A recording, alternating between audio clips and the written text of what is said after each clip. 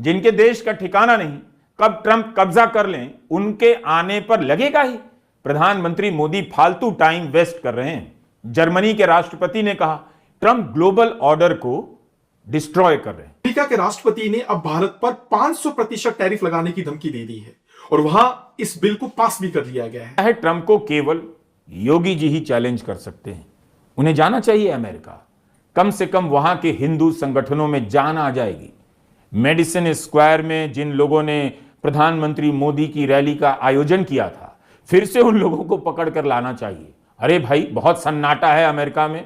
प्रधानमंत्री मोदी, मुख्यमंत्री योगी, किसी को बुलाओ, कोई कार्यक्रम करवाओ, भाषण हो, तालियां बजे। वो डोनाल्ड ट्रंप जिसका मानसिक संतुलन हर गुजरते दिन के साथ बिगड़ रहा है। जी हां, देखिए साहब, डोनाल्ड ट्रंप ने अपने आप को वेनेजुएला का कार्यकारी राष्ट्रपति घोषित कर दिया है, एक्टिंग प्रेसिडेंट घोषित कर दिया है। आज ट्रंप के बोलने के सामने प्रधानमंत्री मोदी चुप से नजर आते हैं। 12 साल से एक प्रेस कॉन्फ्रेंस नहीं कर सके। ट्रंप एक दिन में 12 बार प्रेस से बात करते हैं कि पिछले 10 सालों से भारत का कच्चा तेल खरीदने का ग्लोबल पैटर्न बदल गया है। याद होगा पहले भारत कच्चा तेल कहां से खरीदा करता था? मिडिल ईस्ट कंट्रियों से खरीदता था, जिनमें सबसे बड़ा नाम आता था सऊदी अरब का, फिर आता था दुबई का, फिर नाम आया करता था इराक का, ईरान का और वेनेजुएला का। कि अमेरिका की तेल कंपनियां कह रही हैं वेनेजुएला में निवेश करने का फायदा नहीं। फिर अचानक दिखा कि ट्रंप साहब छाता लिए आ रहे हैं, बारिश हो रही है, कह रहे हैं मैंने तेल कंपनियों के साथ डील कर ली है, सब वहां निवेश करने वाले। दोस्तों नमस्कार। जिस तरह से रवीश कुमार बता रहे हैं कि ट्रंप जो है कि अब अपने आप को बाबा मानने लगा है, यानी ये कहने का मतलब कि पूरे दुनिया में वो समझता है कि हम ही हैं और हमारे नीचे हैं सब लोग हैं जो। लेकिन जिस तरह से ग्लोबल मार्केट को और ग्लोबल की जो ग्लोबल है उससे जिस तरह से ट्रंप ने अनदेखा किया है दोस्तों, और रवीश कुमार ये भी बताना चाहते हैं कि हमारे भारत के प्रधानमंत्री किस तरह से अपने देश को लेकर के अग्रसर हैं और ट्रंप के आगे किस तरह से नतमस्तक हो जाते हैं। दोस्तों जिस तरह से हमारे भारत देश में हिंदुत्व हो रही है, उसी तरह जो है कि डोनाल्ड ट्रंप जिस तरह से अपने बातों को मना लेते हैं और जिस तरह से आप डोनाल्ड ट्रंप ने 50% से लेकर के अब जो है कि 500% तक टैरिफ बढ़ाने की भारत पे बात की है। और जो रूस से जो तेल आ रहा है कच्चा हमारे भारत देश में, और जो कंपनी भारत में तेल ले आ रही हैं कच्चा तेल, उनको लेकर के जिस तरह से डोनाल्ड ट्रंप अग्रसर हैं और जिस तरह से भारत के ऊपर इल्जाम लगा रहे हैं। तो दोस्तों चलिए पूरे वीडियो को देखते हैं शुरू से लेकर के अंत तक। जिनके देश का ठिकाना नहीं, कब ट्रंप कब्जा कर लें उनके आने पर लगेगा ही। प्रधानमंत्री मोदी फालतू टाइम वेस्ट कर रहे हैं। जर्मनी के राष्ट्रपति ने कहा ट्रंप ग्लोबल ऑर्डर को डिस्ट्रॉय कर रहे हैं। लेकिन किससे कह रहे हैं, उनकी कौन सुन रहा है? केवल उनकी बात को लेकर हेडलाइन छाप दी गई है। किसी ने बोला कि जर्मनी के राष्ट्रपति ने बहुत सही कहा, ट्रंप ने ध्वस्त कर दिया। किसी ने नहीं कहा। मुझे लगता है ट्रंप को केवल योगी जी ही चैलेंज कर सकते हैं। उन्हें जाना चाहिए अमेरिका। कम से कम वहां के हिंदू संगठनों में जान आ जाएगी। मेडिसिन स्क्वायर में जिन लोगों ने प्रधानमंत्री मोदी की रैली का आयोजन किया था, फिर से उन लोगों को पकड़ कर लाना चाहिए। अरे भाई, बहुत सन्नाटा है अमेरिका में। प्रधानमंत्री मोदी, मुख्यमंत्री योगी, किसी को बुलाओ, कोई कार्यक्रम करवाओ, भाषण हो, तालियां बजे। आजकल अमेरिका में सारे हिंदू संगठन शांत नजर आते हैं। जैसे ही ट्विटर ऑन करता हूं, ट्रंप के 10 बयान भड़बड़ा कर आ जाते हैं एक साथ। एक में इंडिया को, एक में फ्रांस को, एक में रशिया को, एक में चीन को। बंदा धमकाया जा रहा है। बंदे का दिमाग पर असर नहीं होगा तो क्या होगा? किसी भी देखने वाले के दिमाग पर ट्रंप का असर हो जाएगा। बजरंग दल वालों को भी ट्रंप से कॉम्प्लेक्स हो सकता है। इतना कोई प्रेसिडेंट बोलता है जी? हमने तो नहीं देखा किसी राष्ट्रपति को बिना टेलीप्रॉम्प्टर के इतना बोलते हुए। पता करना चाहिए ट्रंप ने प्रेसिडेंट बनने से पहले हिमालय की किस गुफा में तपस्या की थी। विच गुफा? भारत में तो ऐसी एक गुफा आज भी होगी जहां 2019 के चुनाव के बाद प्रधानमंत्री मोदी ने तपस्या की थी। आज ट्रंप के बोलने के सामने प्रधानमंत्री मोदी चुप से नजर आते हैं। 12 साल से एक प्रेस कॉन्फ्रेंस नहीं कर सके। ट्रंप एक दिन में 12 बार प्रेस से बात करते हैं। ट्रंप से कॉम्प्लेक्स तो होता ही होगा उनको। इंडियन अफसर भी कहते होंगे सर आप भी प्रेस कॉन्फ्रेंस कर लीजिए, हम लोग भी साथ में रहेंगे।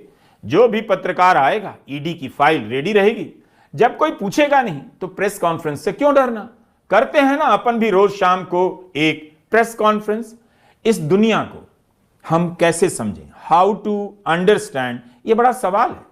कल जिस दुनिया को समझ रहे थे वो दुनिया आज तो है नहीं, आज जिस दुनिया को समझ रहे हैं वो कल रहेगी नहीं।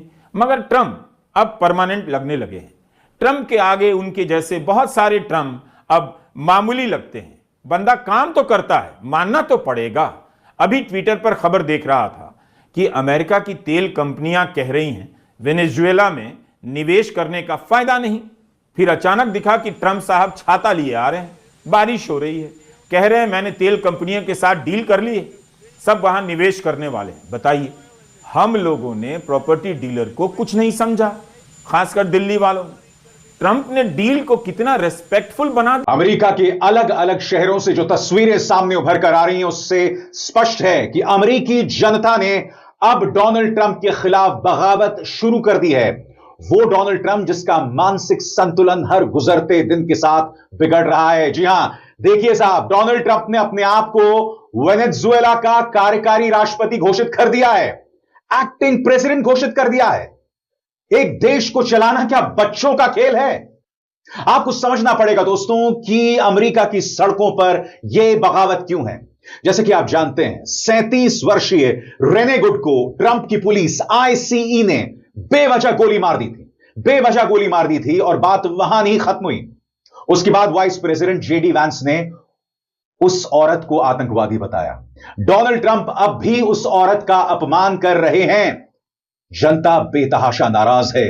नतीजा ये, New York, Mexico city, Los Angeles, यहां तक कि व्हाइट हाउस के सामने भी लोग विरोध प्रदर्शन कर रहे हैं। अमेरिका के राष्ट्रपति ने अब भारत पर 500% टैरिफ लगाने की धमकी दे दी है और वहां इस बिल को पास भी कर लिया गया है और शायद आने वाले दिनों में ये टैरिफ लग भी जाएगा।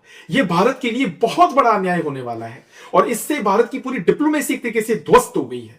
भारत सरकार इस पे चुप क्यों है? क्योंकि अमेरिका मात्र यह कह रहा है कि भारत रूस से खरीदना बंद नहीं कर रहा है। क्या भारत रूस से खरीद रहा है या नहीं खरीद रहा है? भारत की 2 कंपनियां रूस से लगातार खरीद रही हैं और उसमें एक कंपनी तो भारत की है भी नहीं, वो विदेशी कंपनी। एक कंपनी जिसका नाम लगातार चल रहा है वो है रिलायंस, दूसरी कंपनी वो एक विदेशी कंपनी है जो भारत में रहकर रूस से कच्चा तेल खरीद रही है और उसी कारण ट्रंप है वो भड़के हुए हैं और 500% टैरिफ की धमकी दे रहे हैं। जी हां, मैं रिलायंस के बाद बात कर रहा हूं नायरा की। कौन है ये नायरा?